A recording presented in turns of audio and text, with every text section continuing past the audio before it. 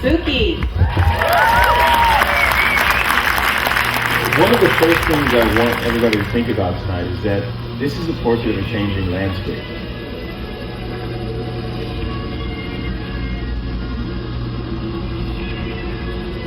I went down to Antarctica for about a little bit under 4 weeks, and the idea was to go to some of the main ice fields and check out how to think about DJ culture and contemporary art from the viewpoint of deprogramming out of the city, you know, because I'm from New York, and that's what we do. Is like it's hip hop, it's techno, it's drum and bass. All these styles are from the city.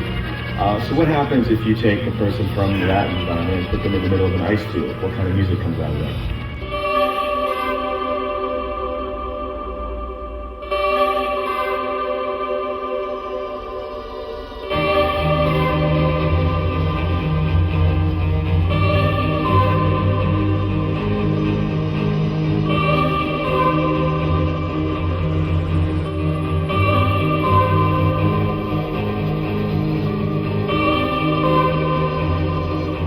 Yeah, I went down there, we were on a Russian icebreaker boat, and we pulled up to certain spots and did a series of, like, you know, just portraits.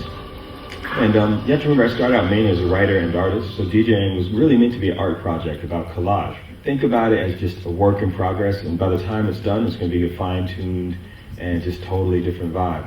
In fact, if you want, you can go by the website, it's djspooky.com, and you can argue with me and say, you didn't include enough ice, or something like that. You know, things like that. I just want to kind of have this idea that you guys were just sitting in my living room, and I put out a whole bunch of pillows, and I'm like, all right, you guys, what do you think of the first draft of this like film? You know, you kind of, so a whole bunch of friends say, yo, you try this, try that.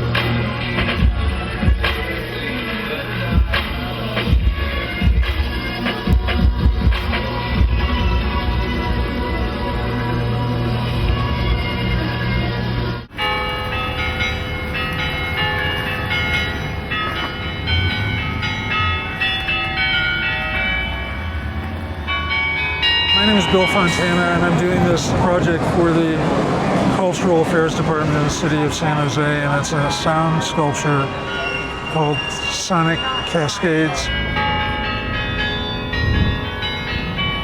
I'm interested in sort of redefining the spatial relationship of the bell tower to this urban landscape.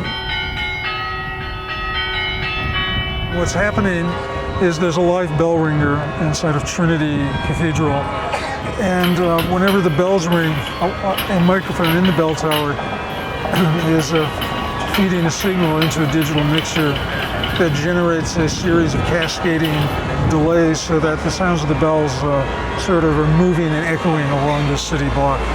So instead of every stroke of a bell happening once, they happen 8 times, 8 different times. Same, but I hear the echo, the repeat from the speaker just outside. Every once in a while I realize I should have slowed down and let that note die away on both the bell and the speaker before I started the next phrase.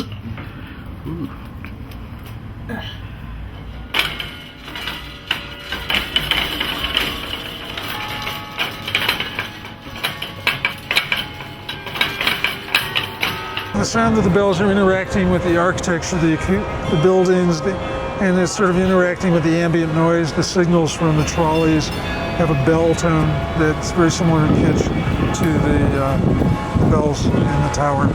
So it's sort of merging with the noise here and sort of framing it in a way, turning this into a kind of musical space.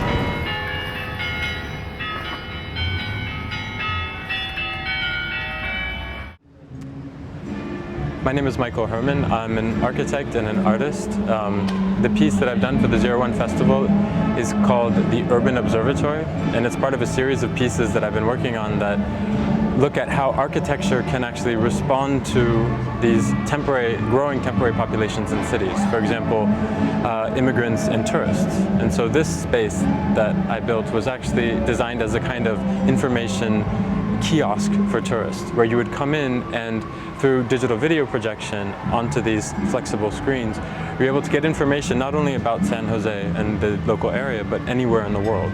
And so the whole space was created to be thought of as an observatory in the sense that this is a kind of lens, a lens through which you observe the city in a different way than you normally would. And you observe the city by walking into this and controlling it through these pads on the floor.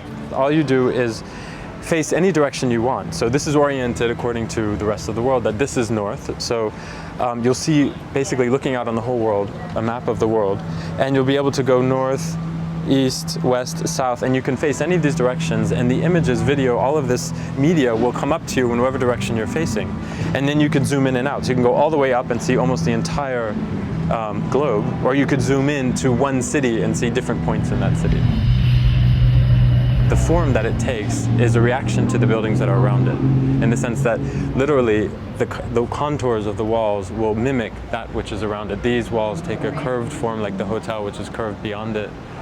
The image embedded in it tends to either reflect exactly the building behind it or is inspired by images nearby. This whole wall is taken from the park across the street.